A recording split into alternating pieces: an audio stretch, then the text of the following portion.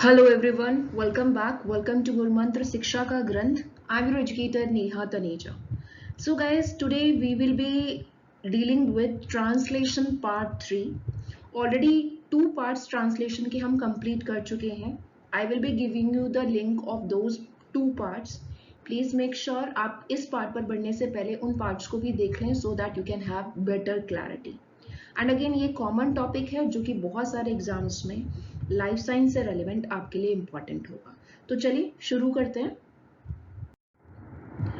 Okay so guys, जैसा कि हमने पहले देखा था कि ट्रांसलेशन एक्चुअल प्रोसेस पढ़ने से पहले इट्स वेरी मच रिक्वायर्ड कि कौन कौन से इंपॉर्टेंट फैक्टर्स हैं या रिक्वायरमेंट है ट्रांसलेशन के लिए, वो हमें पता होना चाहिए, उनके बारे में हमें अच्छे से पता होना चाहिए.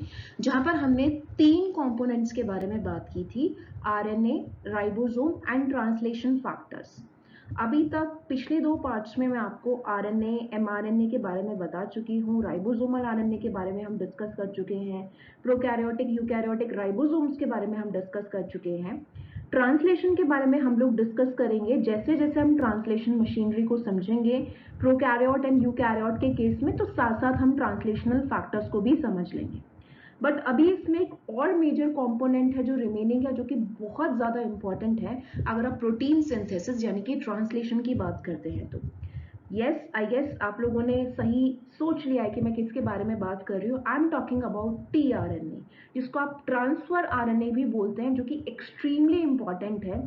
इनफैक्ट अगर आप CSIR नेट का सिलेबस देखेंगे तो पार्ट जो मॉड्यूल 1 है आपका बायोमोलिक्यूल्स, उसमें आप न्यूक्लिक एसिड पढ़ते हो, डीएनए आरएनए पढ़ते हो. आरएनए में भी डिफरेंट आरएनएज हैं जिसमें टीआरएनए और उसका स्ट्रक्चर बहुत इंपॉर्टेंट है.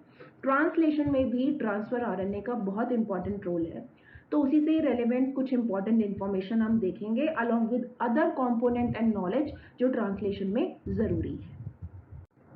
ओके सो देखिए, tRNA soluble RNA, they are the soluble RNA. Again ये क्या है, आरएनए मॉलिक्यूल्स की वो क्लास है जो कि कोवेलेंटली यानी कि स्ट्रांगली स्पेसिफिक अमाइनो एसिड के साथ कंबाइन होती है. क्योंकि what we are doing in translation में क्या हो रहा है कि एमआरएनए की पूरी एक स्क्रिप्ट है, 5 प्राइम टू 3 प्राइम एमआरएनए की पूरी स्क्रिप्ट है जिस पर कोडॉन्स है. For an example AUG, GUG, just like that. And ribosome पूरी की पूरी राइबोसोम मशीनरी है, पूरी की पूरी राइबोसोम मशीनरी है जो कि इस स्क्रिप्ट को रीड कर रही है. उसके अकॉर्डिंग अमाइनो एसिड्स कोड हो रहे हैं या पॉलीपेप्टाइड बन रहा है. तो ये जो कोडॉन प्रेजेंट है एमआरएनए पर, इसके साथ इंटरैक्ट करना, एंटीकोडॉन इसके अपोजिट, एंड सही स्पेसिफिक अमाइनो एसिड को देना. आई will be showing an animation also so that you can get the better idea. And tRNA पर स्पेसिफिक अमाइनो एसिड ऐड करने का काम कौन करता है, उसके लिए एक स्पेसिफिक एंजाइम होती है जिसको हम एमाइनो एसाइल टीआरएनए सिंथेटेज बोलते हैं, जिसकी फंक्शनिंग के बारे में हम लोग डिस्कस करेंगे जब हम ट्रांसलेशन मशीनरी पर आएंगे. लेकिन आप अदर वर्ड्स में ये क्लियरली बोल सकते हैं कि tRNAs are what, they are the carriers of amino acid to the ribosomes which are sites of protein synthesis. Ribosome सबको पता है, protein factory of the cell. तो जो ये भी पॉलीपेप्टाइड बनेगा जिसमें अलग अलग अमाइनो एसिड्स ऐड होंगे अकॉर्डिंग टू द कोडॉन, उन अमाइनो एसिड रेसिड्यूज को लाने का काम कौन करेगा, कैरियर मॉलिक्यूल का काम कौन करेगा, कैरियर मॉलिक्यूल का काम जो है वो टीआरएनए करता है. अगर हम थोड़ा सा इसके स्ट्रक्चर पर जाते हैं, देन इन दैट केस आपको ये पता होना चाहिए they are made up of 70 to 90 nucleotides and इनका मॉलिकुलर वेट जो है वो रेंज करता है 25,000 to 30,000. लेकिन अगर आप बात करते हैं माइटोकॉन्ड्रियल टीआरएनए की, तो वो समवॉट डिफरेंट है, स्मॉलर है साइज में, because we know that mitochondria, chloroplast, इनके पास खुद का डीएनए है. तो डेफिनेटली वहाँ पर हम राइबोसोम, टीआरएनए, जीनोम के बारे में अलग से बातें करते हैं. They are small single-stranded molecules which are folded into two-dimensional clover-leaf like structure. Secondary structure जो होता है जिसको हम क्लोवर लीफ लाइक स्ट्रक्चर बोलते हैं, उस पर बहुत क्वेश्चंस आते हैं, वो बहुत ज़रूरी है समझना. Clover leaf construction of tRNA consist of 3 arms, जिसके बारे में अभी हम बात करेंगे, with a 4th extra arm occurring frequently. अब उन आर्म्स का नाम क्या है? DHU, T psi C, anticodon arm, and एक extra arm of variable size जिसका कुछ खास यूज नहीं होता।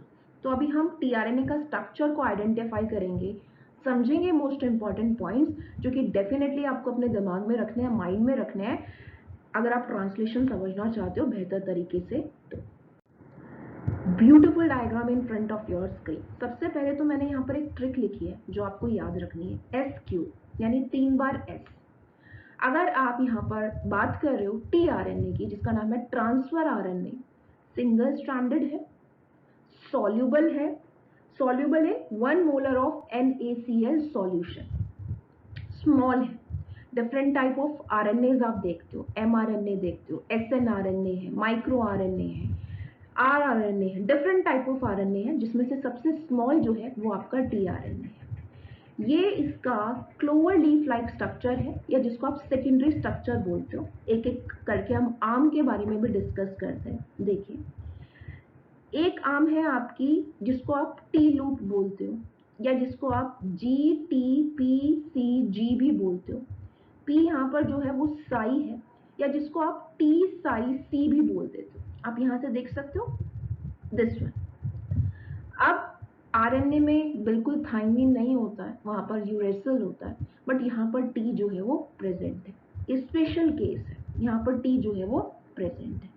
अगर मैं T आर्म के बारे में बात करूं तो ये राइबोसोम रिकग्निशन में मदद करता है, बिकॉज अगेन सही जगह पर मशीनरी का फिट होना जरूरी है, सो दैट प्रोटीन का सिंथेसिस जो है वो किया जा सके।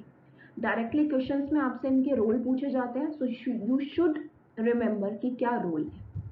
इसके बाद एक वेरिएबल आर्म है जिसको वेस्टिजियल आर्म भी बोलते हैं, जिसका कोई खास यूज नहीं है। एंटीकोडॉन है, एंटीकोडॉन मतलब कोडॉन का उल्टा। कोडॉन प्रेजेंट है mRNA पर, एंटीकोडॉन प्रेजेंट है tRNA पर।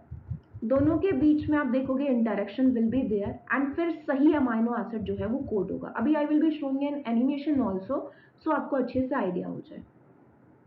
तो स्पेसिफिक अमाइनो एसिड कौन सा आएगा according to the codon and anticodon interaction, वो एंटीकोडॉन का काम होता है। सही अमाइनो एसिड को लाना, पॉलीपेप्टाइड ग्रोइंग चेन में उसको जोड़ना। इसके अलावा हमारा एक आर्म है जिसको आप D आर्म बोलते हो, DHU लूप भी इसको आप बोलते हो, डाईहाइड्रोयूरेसिल लूप। इसका क्या काम है? अमाइनो एसिड का रिकग्निशन, कि सही अमाइनो एसिड रिकग्नाइज हो कोडॉन और एंटीकोडॉन के इंटरेक्शन से, वही इसका मेन काम है, मदद करता है एंटी अमाइनो एसिड के रिकग्निशन में। इसके अलावा जो एक मेजर बहुत इंपॉर्टेंट साइट है वो है site for amino acid attachment, जो मैंने आपको एक एंजाइम बताई है, अमाइनो एसाइल tRNA सिंथेटिक्स। वो एंजाइम क्या करती है? अब ये tRNA का स्ट्रक्चर है, इसके ऊपर कौन सही अमाइनो एसिड ऐड करेगा? एंजाइम ऐड करेगी, अमाइनो एसाइल tRNA सिंथेटिक्स। कहाँ ऐड करेगी? यहाँ पर ऐड करेगी। अमाइनो एसिड अटैचमेंट साइट भी जिसको बोला जाता है, या एक्सेप्टर स्टेम बोला जाता है, कुछ भी आप बोल लीजिए। देखिए, एक्सेप्टर आप बोल रहे एक्सेप्ट करना, आप टर्मिनोलॉजी देखोगे तो देखो क्या आएगा, ACC है ना। एक्सेप्टर की अगर आप स्पेलिंग देखोगे तो ये भी एक छोटी सी ट्रिक है याद रखने की, कई बार ये सीक्वेंस पूछ लेता है। यहाँ पर OH है, 3 प्राइम या 2 प्राइम पोजीशन पर सही अमाइनो एसिड ऐड होता है। वो कैसे ऐड होता है वो हम डिटेल में ट्रांसलेशन मशीनरी जब समझेंगे, ट्रांसलेशन समझेंगे तब मैं बताऊंगी। लेकिन जो लीड मेन रोल प्लेयर्स हैं, tRNA भी एक प्लेयर है, आपको पता होना चाहिए कि इसका स्ट्रक्चर कैसा है, कहाँ पर क्या हो रहा है, किस चीज का, किस लूप का, किस पोर्शन का, किस डोमेन का क्या सिग्निफिकेंस है, ये आप याद रखिए।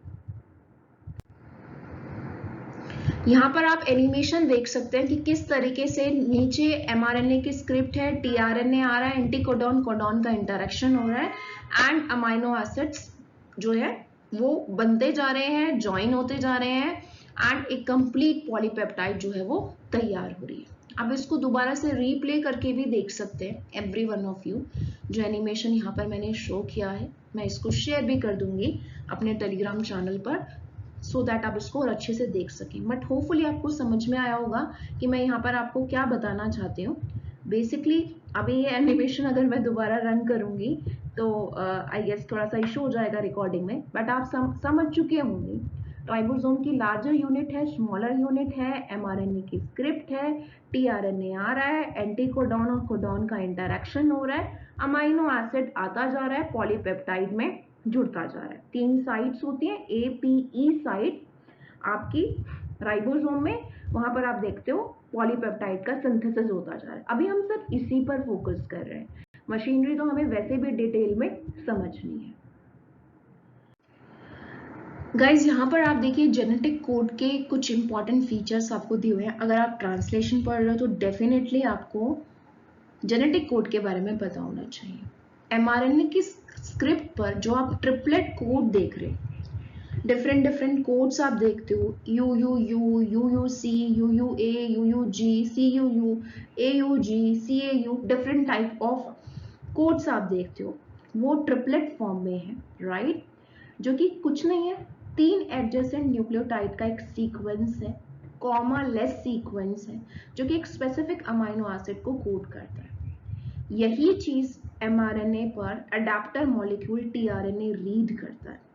कुछ फीचर्स है जेनेटिक कोड के, वो आपको पता होने चाहिए, जो यहाँ पर लिखे हुए हैं। यहाँ लिखा हुआ है जेनेटिक कोड ट्रिपलेट है, क्योंकि देखिए हमारी नीड क्या है, हमारी नीड ये है कि लॉजिकली अगर आप सोचें एंड जो रियलिटी है कि न्यूक्लियोटाइड कोड जो है वो स्पेसिफाई करे एटलीस्ट 20 अमाइनो एसिड को, 20 स्टैंडर्ड प्रोटीयोजेनिक अमाइनो एसिड को, या 22 की भी आप बात करते हैं। अगर आप एंड हमारे पास चीजें कितनी है, न्यूक्लियोटाइड्स कितने हैं हमारे पास, आप देख रहे हो यहाँ पर एमआरएनए के केस में ए है, सी है, जी है एंड यू है। अगर हम बात करें सिंगलेट की तब भी बात नहीं बनेगी, 4⁻⁻1 केवल 4 अमाइनो एसिड्स हमें मिल सकते हैं। अगर आप बात करते हैं डबलेट कोड की, है ना, कि कोड डबलेट होता तब भी हमारी नीड पूरी नहीं होती, तब हमें 16 अमाइनो एसिड्स मिलते।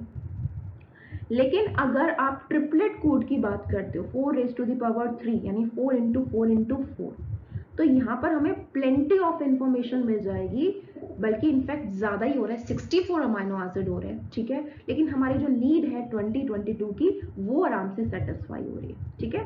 दैट्स वाई ट्रिपलेट है ये चीज ऑलरेडी डीबीटीबी भी पूछ चुका है, काफी जगह पूछा जाता है। नॉन ओवरलैपिंग है, कॉन्टिन्यूअस है, कोई कोमा नहीं है, ठीक है, बीच में कोई कोमा नहीं है, अलग अलग 3 के आप देख रहे हो ट्रिपलेट कोड है। हाईली डीजेनरेट का मतलब क्या है कि एक ही कोड जो है, डिफरेंट कोड जो है सेम अमाइनो एसिड को कोड कर रहा है। जैसे कि अगर मैं आपकी बात करूं यू यू यू की, वो फिनाइल एलेनिन को कोड करता है। अगर मैं यू यू सी की बात करूं तो वो भी फिनाइल एलेनिन को कोड करता है। ऐसे अगर आप ल्यूसीन की बात करते हैं तो ल्यूसीन के आपको 6 कोडॉन्स मिलते हैं, राइट। जैसे कि यू यू ए अगर मैं बात करूं, या यू यू जी मैं बात करूं, सी यू यू बात करूं, तो ये सभी के सभी किसको कोड कर रहे हैं, ल्यूसीन को कर रहे हैं। ऐसे 3 और हैं। तो डीजेनरेसी का मतलब क्या, अब हमारे पास ये तो बहुत सारे हो गए, लेकिन हमें कोड तो 20 के लिए ही चाहिए, तो डीजेनरेसी है। सेंस एंड नॉन सेंस मतलब स्टार्टिंग एंड स्टॉपिंग कोडॉन है, मीथियोनिन आपका स्टार्ट है। इसके अलावा 3 आप स्टॉप कोडॉन देखते हो, U A A, U A G and U G A. Almost universal का मतलब क्या है, पूरा यूनिवर्सल नहीं है, क्योंकि अगर आप माइटोकॉन्ड्रियल डीएनए की बात करोगे तो वहां पर आप देखोगे जो जेनेटिक कोड है वो अलग चीजों को कोड कर रहा है, ठीक है। वो भी हम बात करेंगे, एक्सेप्शनल केस है जब हम ट्रांसलेशन मशीनरी को पढ़ेंगे। डायरेक्शन ऑफ रीडिंग है 5' to 3' चीजें जो है वो रीड की जा रही है। आपको ये पूरा का पूरा क्या चीज किस चीज को कोड कर रही है वो भी पढ़ना है। ये फर्स्ट लेटर है यू, ये सेकंड, क्योंकि हमने कहा 3 चीजें हैं, सेकंड लेटर है, एंड ये आपका थर्ड लेटर आपको दिखाई दे रहा है इस तरीके से, ठीक है। ये आपको याद करनी है, U U U phenylalanine को कोड कर रहा है, U U C phenylalanine को कोड कर रहा है, इस तरीके से, right. This you have to learn. कैसे याद करना है मैं उसमें आपकी हेल्प करूंगी, डेफिनेटली करूंगी, लेकिन जेनेटिक कोड को आपको याद करना है, क्योंकि काफ़ी बार बच्चे ऐसी चीज़ों में डिफ़िकल्टी महसूस करते हैं एंड फिर बाद में रिग्रेट रहता है कि हम काश उसको याद कर लेते। तो मैं आपको तरीका सिखाऊंगी, बहुत ईजी तरीका, जिससे कि आप लगभग 10 मिनट में पूरा का पूरा अच्छे से याद कर लेंगे। आपको पता चल जाएगा क्या चीज़ किस चीज़ को कोड कर रही है। अदरवाइज एक बहुत सुंदर डायग्राम है जो कि क्लियरली बता रहा है कि क्या चीज़ किस चीज़ को कोड करती है। एंड आपको ये भी याद रखना है, देखो जैसे ल्यूसीन का 1 2 3 4 5 6 सबसे ज़्यादा आपको ल्यूसीन के यहाँ पर दिखाई दे रहे हैं, ठीक है। इसी तरीके से कितने कोडॉन कितने किस अमाइनो एसिड के लिए हैं ये भी आपको याद रखना है। जैसे ट्रिप्टोफैन के लिए आप देखते हो 1 है ना, मीथियोनिन के लिए आप देखते हो 1 है। जैसे देखो ए पहला, यू दूसरा एंड आपका जी तीसरा। फर्स्ट आपको यहाँ से लेना है, सेकंड यहाँ से लेना है, थर्ड यहाँ से लेना है। इस तरीके से यहाँ पर लेटर्स शो किए गए हैं, बाकी आपको सिंप्लीफाइड वर्जन में भी मिल सकते हैं। ये जस्ट एक बहुत सुंदर रिप्रेजेंटेशन था तो मैंने आप लोगों के सामने ये रखा है। प्लीज़ इसको याद करने की कोशिश कीजिएगा। इसी तरीके से कॉन्टिन्यूशन में हम आगे चलेंगे। मैं आपको ट्रिक सिखाऊंगी इसको याद करने की, उसके बाद हम प्रोकैरियोटिक ट्रांसलेशन को कंप्लीट करेंगे। सो गाइज होपफुली सेशन आपको अच्छा लगा होगा, कुछ नॉलेज एनहेंस करने में मैंने आपकी मदद की होगी। इसी तरीके से हम कंटिन्यू करेंगे मोस्ट इंपॉर्टेंट चीज़ों के साथ। Thank you so much for your patience. Stay connected, stay safe. Thank you once again, take care.